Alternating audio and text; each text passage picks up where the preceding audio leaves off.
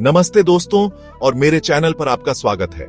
आज हम बात कर रहे हैं red cap oranda gold fish की, जो देखने में तो बहुत खूबसूरत होती हैं, लेकिन इन्हें स्वस्थ रखने के लिए खास देखभाल की जरूरत होती है। ये मछलियां अपनी अनोखी खूबसूरती और शांत स्वभाव के लिए जानी जाती है और सही देखभाल से ये कई सालों तक आपका साथ दे सकती है। लेकिन कई बार लोग अनजाने में ऐसी गलतियां कर बैठते हैं जिनसे उनकी प्यारी मछलियों की सेहत पर बुरा असर पड़ता है। इस वीडियो में हम आपको 5 ऐसी जरूरी टिप्स बताएंगे जिनकी मदद से आप अपने रेड कैप ओरांडा को खुश और तंदुरुस्त रख सकते हैं। तो चलिए शुरू करते हैं। सबसे पहले अपने रेड कैप ओरांडा के लिए सही आकार का टैंक चुनना बहुत जरूरी है। यह सुनिश्चित करता है कि आपकी मछली को पर्याप्त जगह मिले और वह स्वस्थ रहे। ये मछलियां 10 इंच तक बढ़ सकती हैं और जब वे पूरी तरह से विकसित हो जाती हैं तो उन्हें तैरने के लिए बहुत अधिक जगह की आवश्यकता होती है। इसलिए इन्हें घूमने फिरने के लिए काफी जगह की जरूरत होती है। एक बड़ा टैंक न केवल उनकी शारीरिक गतिविधियों के लिए अच्छा है, बल्कि यह उनके मानसिक स्वास्थ्य के लिए भी महत्वपूर्ण है। हर मछली के लिए कम से कम 20 गैलन का टैंक होना चाहिए। अगर आप एक से अधिक मछलियां रखना चाहते हैं तो टैंक का आकार और भी बड़ा होना चाहिए। याद रखें, जितना बड़ा टैंक होगा उतना ही बेहतर होगा। बड़े टैंक में पानी की गुणवत्ता भी बेहतर रहती है, जिससे मछलियों की सेहत पर सकारात्मक प्रभाव पड़ता है। छोटे बाउल या टैंक में पानी जल्दी गंदा होता है, जिससे आपकी मछली बीमार पड़ सकती है। गंदे पानी में बैक्टीरिया और अन्य हानिकारक तत्व तेजी से बढ़ते हैं। टैंक में एक मजबूत फिल्टर भी जरूर लगाएं। यह पानी को साफ और ताजगी बनाए रखने में मदद करता है। कैनिस्टर या स्पंज फिल्टर अच्छे होते हैं क्योंकि ये मछली के कचरे को प्रभावी ढंग से साफ करते हैं। ये फिल्टर पानी में ऑक्सीजन का स्तर भी बनाए रखते हैं। साफ पानी आपके रेड कैप ओरांडा की सेहत के लिए बहुत जरूरी है। साफ पानी में मछलियां अधिक सक्रिय और खुश रहती हैं। टैंक का तापमान भी ध्यान रखें। तापमान में अचानक बदलाव मछलियों के लिए हानिकारक हो सकता है। इन्हें 65 से 75 डिग्री फ़ारेनहाइट यानी 18 से 24 डिग्री सेल्सियस के बीच का तापमान पसंद होता है। यह तापमान मछलियों के लिए आरामदायक और सुरक्षित होता है।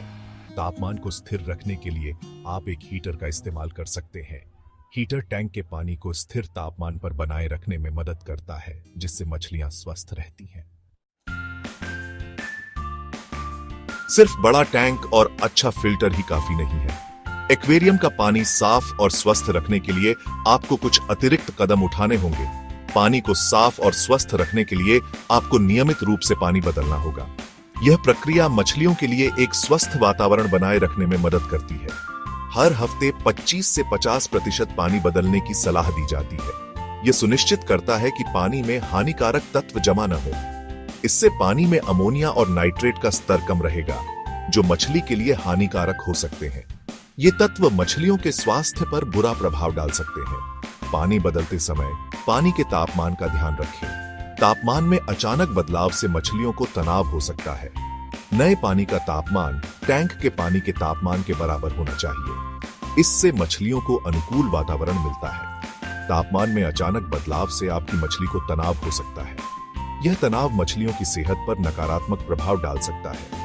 पानी को साफ रखने के लिए आप एक्वेरियम वैक्यूम का इस्तेमाल भी कर सकते हैं। यह उपकरण टैंक के तल पर जमा गंदगी को हटाने में मदद करता है। इससे टैंक के तल पर जमा गंदगी और मल को साफ करने में मदद मिलती है। नियमित सफाई से मछलियों का स्वास्थ्य बेहतर रहता है और पानी साफ रहता है। अपने रेड कैप ओरांडा को स्वस्थ रखने के लिए उन्हें संतुलित आहार देना बहुत जरूरी है। संतुलित आहार से मछलियों की प्रतिरक्षा प्रणाली मजबूत होती है और वे बीमारियों से बची रहती हैं। High quality gold fish pellets या जेल फूड उनकी खुराक का मुख्य हिस्सा होना चाहिए। ये खाद्य पदार्थ आवश्यक पोषक तत्व प्रदान करते हैं, जो उनकी वृद्धि और विकास के लिए महत्वपूर्ण है। इसके अलावा आप उन्हें उबली हुई सब्जियां भी दे सकते हैं, जैसे मटर, जो उनके पाचन तंत्र के लिए बहुत फायदेमंद होती है। पालक और जुकीनी भी उनके आहार में शामिल कर सकते हैं। ये सब्जियां विटामिन और मिनरल्स से भरपूर होती हैं। सब्जियां फाइबर का अच्छा स्रोत होती हैं और पाचन क्रिया को दुरुस्त रखती हैं। फाइबर से मछलियों का पेट साफ रहता है और वे स्वस्थ रहती हैं। कभी कभी आप उन्हें प्रोटीन युक्त आहार भी दे सकते हैं, जैसे ब्लड वर्म्स या ब्राइन श्रिम्प। ये प्रोटीन उनके मांसपेशियों के विकास के लिए आवश्यक होते हैं, लेकिन ध्यान रखें, प्रोटीन की मात्रा सीमित रखें, क्योंकि ज्यादा प्रोटीन से पानी गंदा हो सकता है। गंदा पानी मछलियों के स्वास्थ्य के लिए हानिकारक हो सकता है। सबसे जरूरी बात, अधिक भोजन न दें। अधिक भोजन से मछलियों का पाचन तंत्र प्रभावित हो सकता है। दिन में 2 से 3 बार थोड़ी थोड़ी मात्रा में खाना खिलाएं। इससे मछलियों का पाचन तंत्र सही रहता है और वे स्वस्थ रहती हैं। ज्यादा खाने से स्विम ब्लैडर की समस्या हो सकती है, जिससे मछली को तैरने में परेशानी होती है। इस समस्या से बचने के लिए संतुलित आहार और सही मात्रा में भोजन देना बहुत महत्वपूर्ण है। रेड कैप औरांडा की सबसे खासियत होती है उनके सिर पर उगने वाली ग्रोथ, जिसे वेन कहते हैं। लेकिन ये वेन कई बार बहुत ज्यादा बढ़ सकती है और संक्रमण का खतरा पैदा कर सकती है।